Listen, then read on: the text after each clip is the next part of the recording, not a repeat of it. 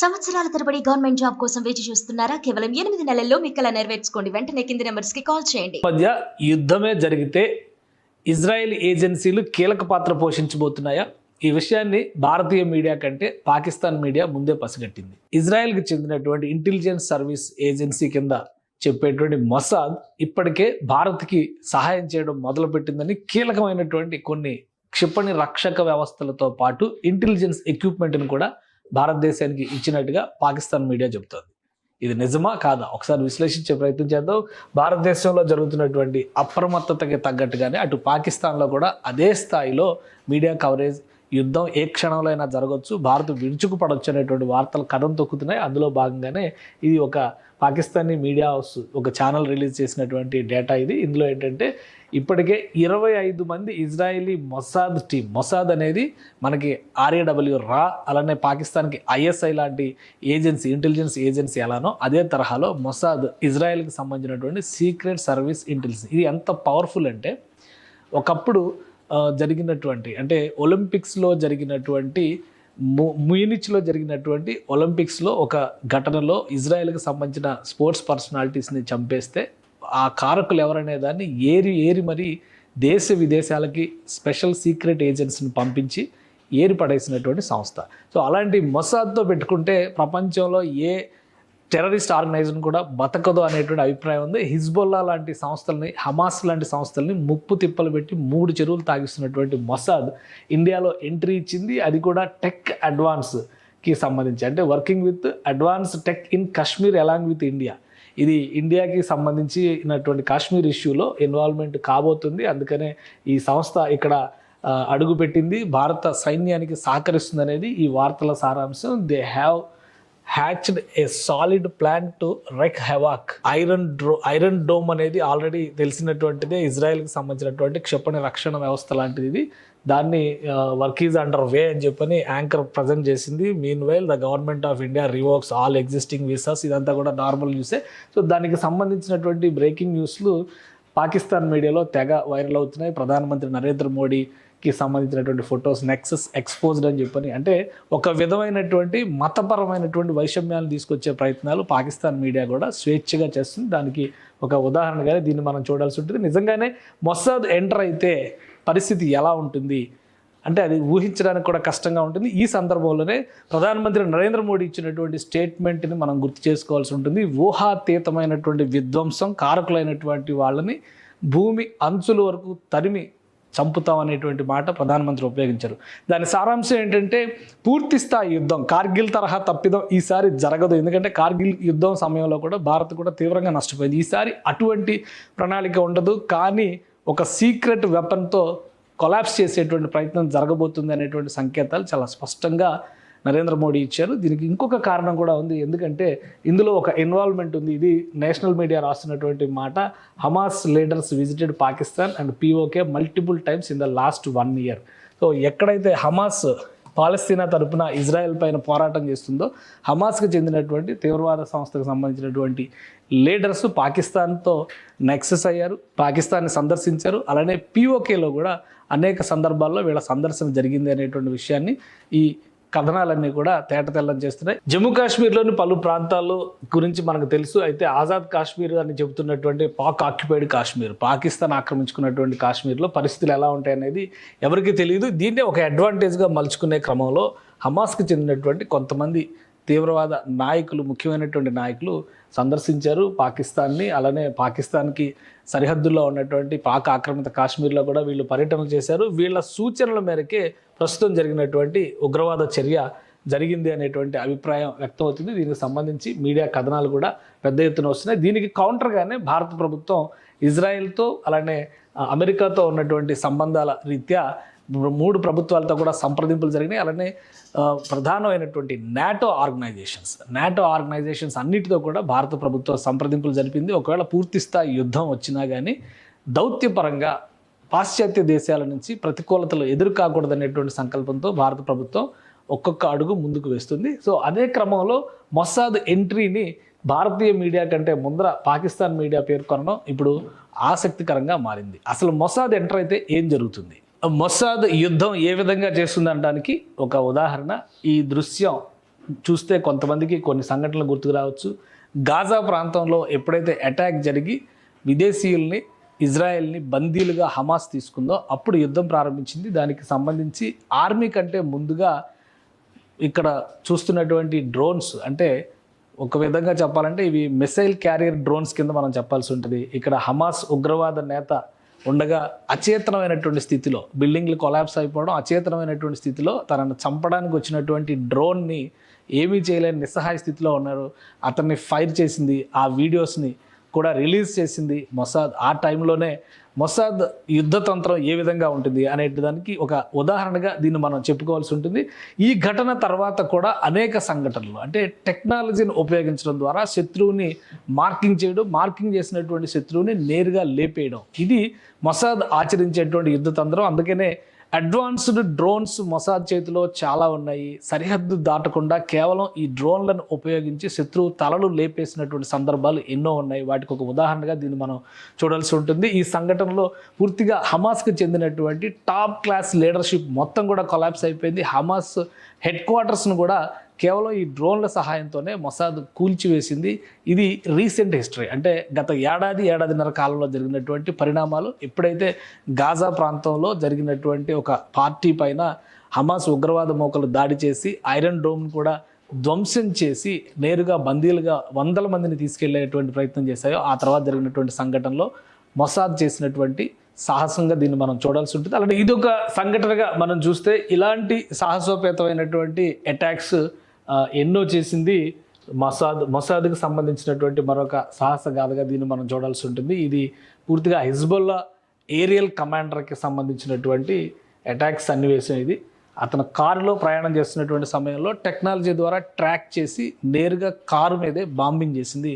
ఇది కూడా రీసెంట్ టైమ్స్లో సంచలనం సృష్టించింది. ఇదే కాదు, ఇంకా చెప్పాలంటే ఇరాన్ అతిపెద్ద దేశం, ముఖ్యంగా పర్షియా ప్రాంతంలో అతిపెద్ద దేశంగా మనం చూడాల్సి ఉంటుంది. ఈ దేశంలో ఉన్నటువంటి ప్రతికూలతలు, ఎందుకంటే హిజ్బుల్లా సంస్థ, ఇజ్రాయెల్ పైన పోరాటం చేసినటువంటి హిజ్బుల్లా లెబనాన్ కేంద్రంగా పనిచేస్తున్నటువంటి తీవ్రవాద సంస్థకి పెద్ద ఎత్తున సహకారం అందిస్తుంది ఇరాన్.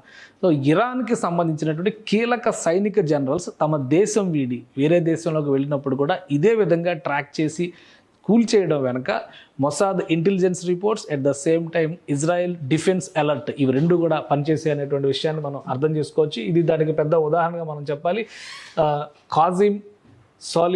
జనరల్ కాజిమ్ సోలిమన్ ఇరాన్కి చెందినటువంటి కీలక నేత. అలానే హిజ్బుల్లాను నడిపించడంలో ఈయనే కీలక పాత్రధారి. ఇరాన్ దాటి ఎప్పుడైతే బాగ్దాద్, అంటే ఇరాక్ వెళ్ళారన్నటువంటి సమాచారం వచ్చిందో నేరుగా ఆయన టార్గెట్ చేసి బాగ్దాద్ విమానాశ్రయం పైన అటాక్ చేసి చంపేసింది ఇజ్రాయెల్.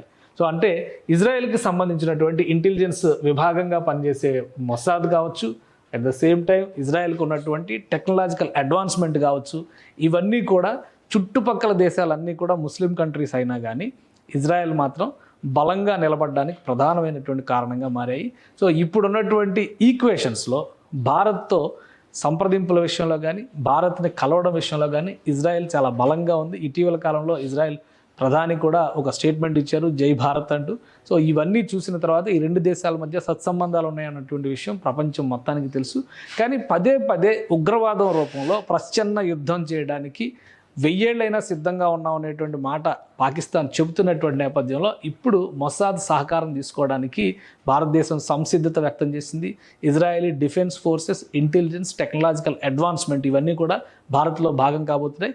వీటి ఆధారంతోనే రాబోయేటువంటి రోజుల్లో యుద్ధం జరగబోతుంది. అది ఒక్క రోజుతో ఆగేటువంటి యుద్ధంలా కనిపించడం లేదు.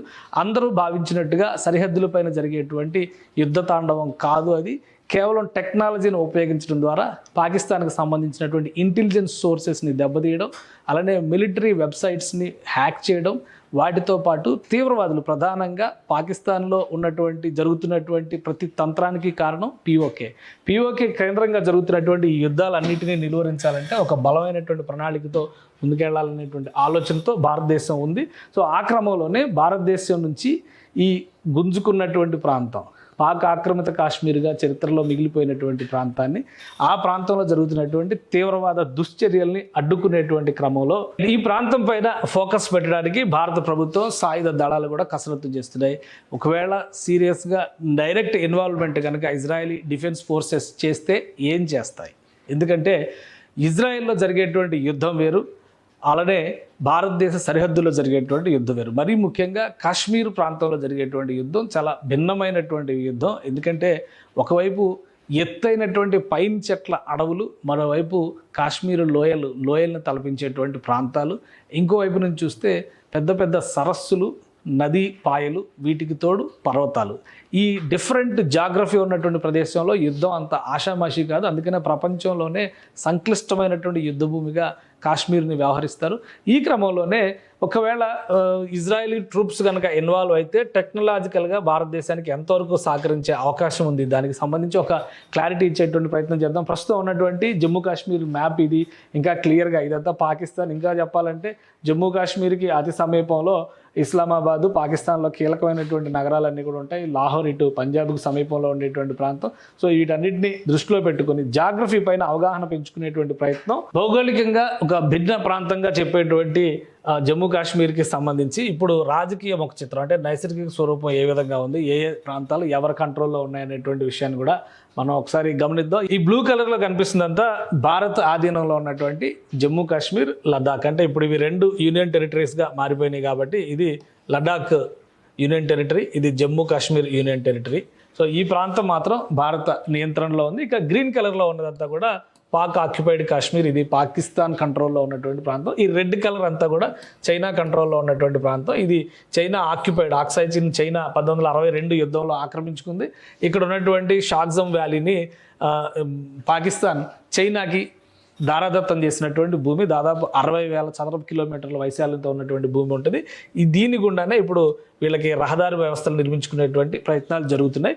ఇక ఈ గ్రీన్ బెల్ట్లో ఒకసారి మనం గమనించి చూస్తే ఆజాద్ కాశ్మీర్, ఈ మొక్క మాత్రమే ఆజాద్ కాశ్మీర్ కనిపిస్తుంది. అంటే ఇది మొత్తం కూడా కాశ్మీర్ లోయకు సంబంధించినటువంటి ప్రాంతం. అయితే కాశ్మీర్ లోయ ఈ ప్రాంతం వరకే ఉంటుంది. ఇది మిగతా జమ్మూలో ఉన్నటువంటి మొక్క. ఈ మొక్కను మాత్రమే ఆజాద్ కాశ్మీర్ అని వ్యవహరిస్తున్నారు. కాశ్మీర్ పాక్ ఆక్యుపైడ్ కాశ్మీర్ వేరు, ఆజాద్ కాశ్మీర్ వేరు. ఆజాద్ కాశ్మీర్ అనేది పిలుస్తున్నటువంటి ప్రాంతం కేవలం ఈ పరిమితమైనటువంటి భూభాగాన్ని మాత్రమే ఆజాద్ కాశ్మీర్ అంటారు. ఇక ఈ పైన ఉన్నటువంటి ప్రాంతాలను నార్దర్న్ ఏరియాస్ అంటారు. గిల్గిట్ ఏజెన్సీ, బల్టిస్తాన్ ఏజెన్సీ, అలానే డైమీర్, ఇవన్నీ కూడా భాగంగా ఉంటాయి. సో ఇక్కడ ఎందుకు ఈ వేరియేషన్ ఉంది అనేటువంటి విషయాన్ని మనం గమనిస్తే కనుక కాశ్మీర్ లోయ చుట్టూ ఉన్నటువంటి ప్రాంతాల్లో ఎత్తైనటువంటి దట్టమైనటువంటి పైన్ చెట్లు ఉన్న అడవులు ఉంటాయి. అలానే కాశ్మీర్ లోయ భూభాగంలో కిందికి ఉంటుంది. కానీ సముద్ర మట్టం పరంగా చూస్తే కనుక దాదాపు 6,000 అడుగుల ఎత్తులో ఉండేటువంటి ప్రదేశం. ఇక జమ్మూ ప్రాంతం కొంత మైదాన ప్రాంతంగా కనిపిస్తుంది. సో ఈ అంశాలను దృష్టిలో పెట్టుకునే ఈ జాగ్రఫీ పరంగా భౌగోళికంగా ఉన్నటువంటి ఈ ప్రతికూలతలను అడ్వాంటేజ్ చేసుకుని ఎత్తైన పర్వతాల మీద ఎవరుంటే వాళ్ళు యుద్ధం గెలిచేటువంటి పరిస్థితి ఉంటుంది. అందుకనే కార్గిల్ విషయంలో ఎత్తైన గొట్టలను ఆక్రమించేటువంటి ప్రయత్నాలు అప్పటి పాకిస్తాన్ ఆర్మీ చేసింది. సో ఈ అంశాలన్నింటినీ దృష్టిలో పెట్టుకొని ఇప్పుడు భారతదేశం దీనిపైన ఒక సమగ్ర అధ్యయనం చేయబోతుంది.